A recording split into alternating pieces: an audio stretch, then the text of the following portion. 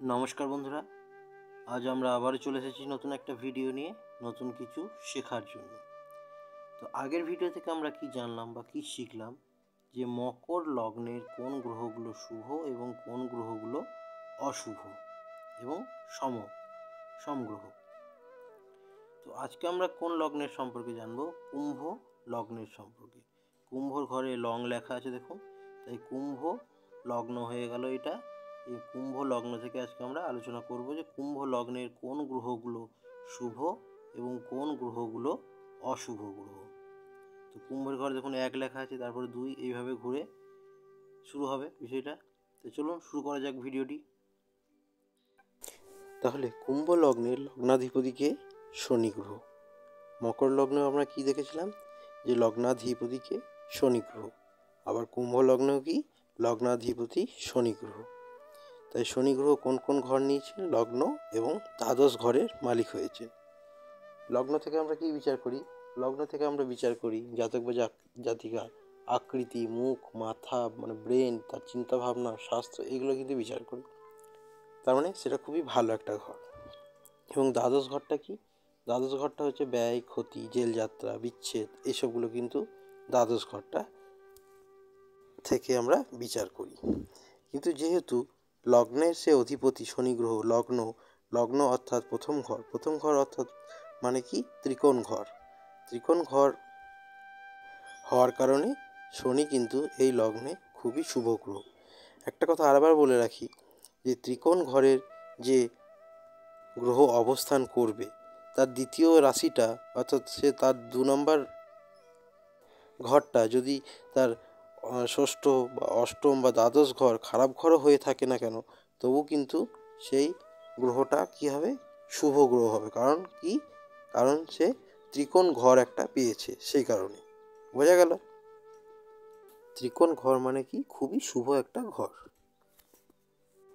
তাই শনি গ্রহ কি এই লগ্নে শুভ একটা গ্রহ। আর যেহেতু সে লগ্নাধিপতি অর্থাৎ রাজা কখনোই চাইবে না যে তার ঘরটা খারাপ হোক। তাই সে সবসময় ভালো মন নিয়েই কাজ করার চেষ্টা করবে। 2 নম্বরে দেখে নিই, শুক্র গ্রহকে শনি গ্রহ কোন কোন ঘরের দায়িত্ব দিয়েছেন? চতুর্থ এবং নবম ঘরের দায়িত্ব দিয়েছেন শুক্র গ্রহকে। চতুর্থ ঘর থেকে আমরা কি বিচার করি? চতুর্থ ঘর থেকে আমরা বিচার করি জাতক জাতিকার মা, তার মায়ের সম্পর্কে, তার হৃদয়, যানবাহন, তার চলমান যেসব সম্পত্তি, মানে রানিং সম্পত্তি, তার ইনকাম, গৃহস্থ জীবন, সুখ শান্তি, এইসব শৌখিন জিনিসগুলো কিন্তু আমরা চতুর্থ ঘর থেকে বিচার করি। তাই চতুর্থ ঘরটা খুবই ভালো একটা ঘর। এবং নবম ঘর হচ্ছে ত্রিকোণের একটা ঘর, তার মানে খুবই শুভ। তাই নবম ঘর থেকে আমরা কি বিচার করি? নবম ঘর থেকে জাতক বা জাতিকা ধর্মকে কতটা রেসপেক্ট করবে, তার ভাগ্য, তার পিতার সাথে কতটা সুখ থাকবে, পিতৃসুখ, তার বিদেশ যাত্রা হবে কি না, এইসবগুলো কিন্তু আমরা নবম ঘর থেকে বিচার করি। তাই নবম ঘরটাও কি খুবই শুভ একটা ঘর। শনি গ্রহ কি তার গুরুদেব অর্থাৎ শুক্রাচার্য অর্থাৎ দানব গুরুকে একটা দুটো ভালো ঘর দিয়েছেন দায়িত্বে। তাই শুক্র অর্থাৎ শুক্রাচার্য, দানব গুরু এখানে খুবই শুভ একটা গ্রহ এই লগ্নে।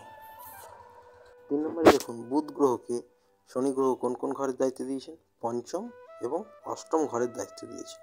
পঞ্চম ঘর থেকে আমরা কি বিচার করি? জাতক বা জাতিকার পড়াশুনো, প্রেম, সন্তান। এছাড়াও কি পঞ্চম ঘরটা কি ত্রিকোণের একটা ঘর। আগেই বলেছি ত্রিকোণ ঘর মানে কি শুভ একটা ঘর। এছাড়াও কোন ঘরের দায়িত্ব দিয়েছেন? অষ্টম ঘর থেকে আমরা কি মৃত্যুর মতো কষ্ট, তার টেনশন, মৃত্যু, জাতক বা জাতিকার সমস্ত ধরনের সমস্যা কিন্তু অষ্টম ঘর থেকে বিচার করা হয়।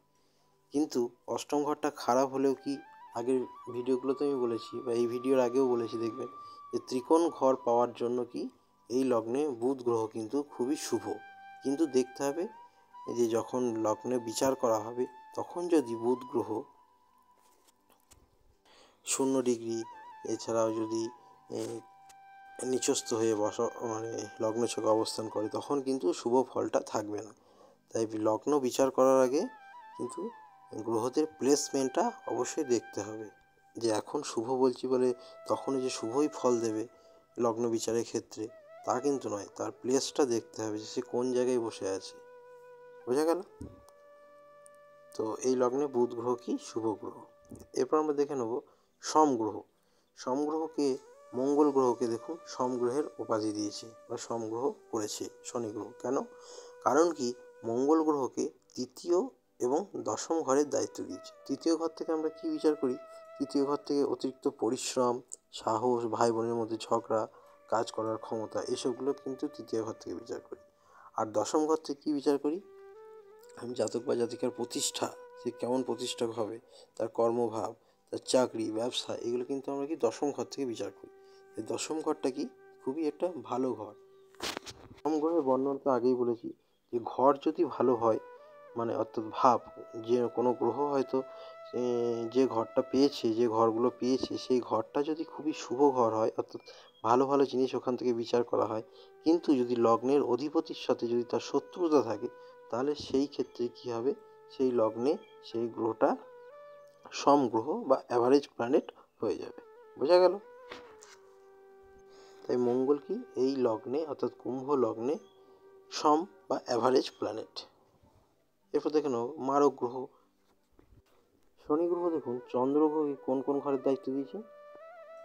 ষষ্ঠ ঘরের দায়িত্ব। চন্দ্র তো একটাই ঘর, তাই ষষ্ঠ ঘরের দায়িত্ব দিয়েছেন শনি গ্রহ। ষষ্ঠ ঘর থেকে আমরা কি বিচার করি? ষষ্ঠ ঘর থেকে আমরা বিচার করি রোগ, ঋণ, শত্রু, এইসবগুলো কিন্তু ষষ্ঠ ঘর থেকে বিচার করি।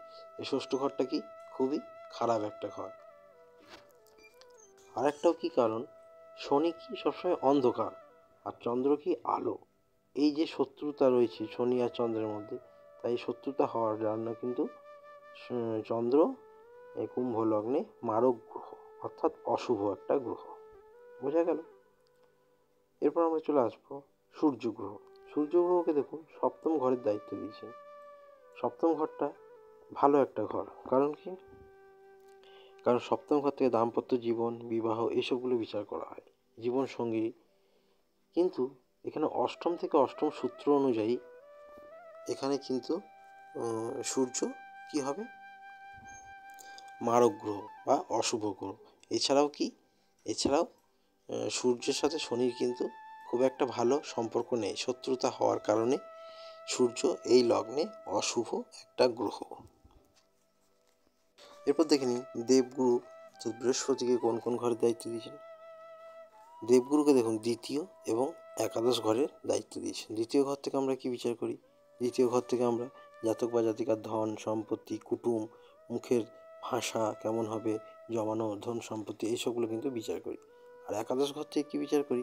একাদশ ঘর থেকে তার ইচ্ছে পূরণ হবে কি না, স্বপ্ন পূরণ হবে কি না, এইসবগুলো কিন্তু আমরা একাদশ ঘর থেকে বিচার করি। কিন্তু এই লগ্নে কি বৃহস্পতি দেবগুরু আর শনি হচ্ছে দানবদের মধ্যে পড়ছে, তাই শনির সাথে দেবগুরুর সম্পর্কও কিন্তু ভালো নয়, এরা একে অপরের শত্রু। এছাড়াও কি অষ্টম থেকে অষ্টম সূত্র অনুযায়ী এই লগ্নে বৃহস্পতি দেব কিন্তু অর্থাৎ দেবগুরু কিন্তু অশুভ একটা গ্রহ। বোঝা গেল? তাহলে এই লগ্নে আমরা কোনগুলো শুভ এবং কোনগুলো অশুভ গ্রহ চিনে নিলাম। আশা করি ভিডিওটা আপনাদের ভালো লাগবে। যদি কোনো অসুবিধা হয় তাহলে আমার এই ভিডিওর নিচে কমেন্ট করবেন, আমি আবার যতটা পারবো বোঝানোর চেষ্টা করব। সবাই ভালো থাকবেন, সুস্থ থাকবেন, আর আমার ভিডিওটা দেখে লাইক অ্যান্ড সাবস্ক্রাইব আর কমেন্টগুলো করবেন যদি অসুবিধা হয় বুঝতে। আজকে আর বেশি কিছু বলবো না, ভিডিওটা আমরা এখানেই শেষ করব। সবাই ভালো থাকবেন, ধন্যবাদ, টাটা।